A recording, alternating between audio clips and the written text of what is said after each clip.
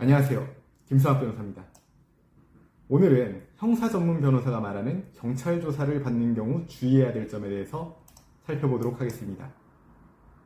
저는 대한변호사협회 공식인증 형사 전문 변호사이자 제주지방법원 재판부별 국선변호사, 제주지방법원 논스톱 국선변호사 등을 역임하면서 수많은 형사사건의 변론을 성공적으로 수행해온 바 있습니다.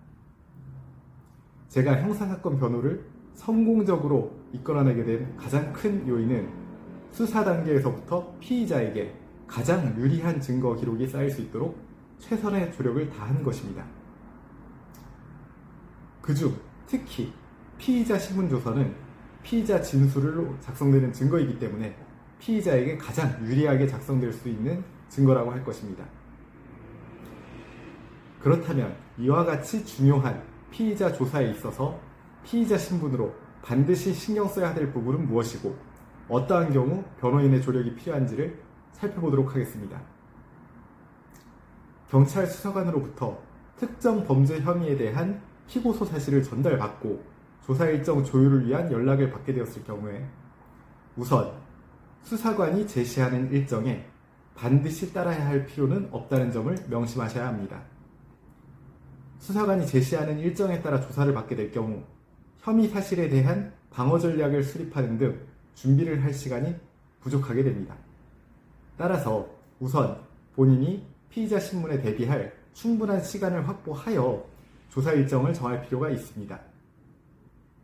다만 수사관이 제시한 일정과 시간적 간격이 너무 커서 조사를 회피하는 인상을 줄 경우에는 수사관이 선입견을 가지고 조사에 임할 수 있으므로 가능하면 일주일 정도의 시간을 버는 선에서 일정을 정할 필요가 있습니다. 경찰 조사를 받기 전에는 정보 공개 청구를 통해서 고소사실 등 혐의 사실에 대한 확실한 인지를 하고 조사를 받을 필요가 있습니다. 본인이 방어해야 하는 부분이 어떤 부분인지, 사실관계에 대한 부분인지 법리적 주장에 대한 부분인지에 대해서도 판단해 볼 필요가 있습니다. 고소장 등을 확인해서 방어해야 될 부분에 대해서 정확하게 인지를 하였다면 쟁점이 되는 부분에 대한 입장을 분명하게 정리해서 피력할 필요가 있습니다. 경찰 조사를 받기 전에 본인이 정리한 입장을 수차례 반복하여 숙지할 필요도 있습니다. 간혹 본인이 제출한 의견서의 입장과 상반된 진술을 하는 경우가 있는데 본인이 정리한 입장에 대해서 정확하게 숙지되어 있지 않을 경우 이러한 불상사가 벌어질 수 있습니다. 경찰 조사를 받게 된다면 수사관으로부터 사건과 관련된 다양한 질문을 받게 되는데 특정 답을 끌어내기 위한 유도신문을 하는 경우도 있으므로 질문의 의미가 불분명한 경우에는 그 의미를 명확하게 확인한 후에 최대한 차분하고 일관된 진술을 할 필요가 있습니다. 경찰 조사를 마치게 되면 진술한 그대로 조서에 기재되었는지 확인하는 절차를 거치게 되는데 이때 진술한 내용과 다르게 작성된 부분이 있다면 수정을 요청하셔야 합니다.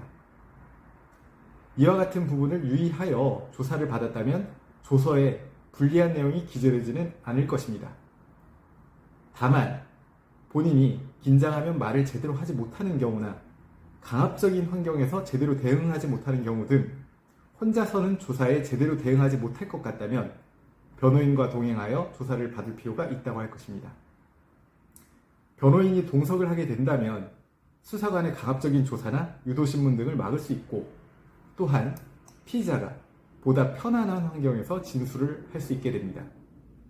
또한 변호인은 조서에 부정확하게 기재된 내용이나 피의자의 진술과 달리 작성되어 피의자에게 불리하게 작용될 수 있는 내용을 찾아내어 수사관에게 이에 대한 수정을 요청하고 최종적으로 피의자에게 유리한 내용의 조서가 완성될 수 있도록 조력할 수 있습니다. 제주 형사 전문 변호사로서 강조하자면 혼자서도 본인에게 유리하고 일관된 진술을 하여 이를 조서에 남길 수 있다면 굳이 변호인의 동석은 필요하지 않을 것입니다. 다만 조금이라도 경찰 조사에 대한 우려가 있다면 변호인의 조력을 받아 최대한 유리한 자료를 만드시길 추천드립니다. 조금이나마 도움이 되셨으면 합니다. 감히 최고라고 자부할 수는 없지만 여러분의 권리를 지키고 항상 최선의 결과로 만족을 드리는 김상학 변호사입니다. 감사합니다.